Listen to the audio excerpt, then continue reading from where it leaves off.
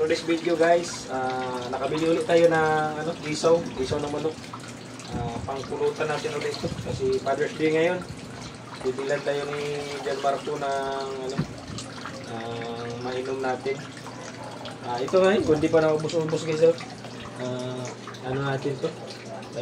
Inumin natin to. Ito guys, lulutuin na natin to guys. Ngayon guys ay magkuha tayo ng kaunti nito guys, papakain natin sa ating alagang isda.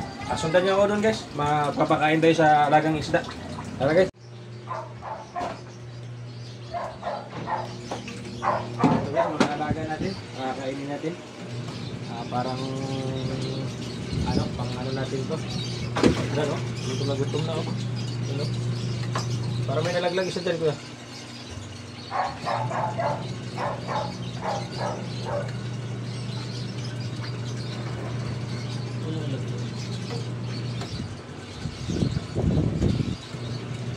Tayo mo na kayo.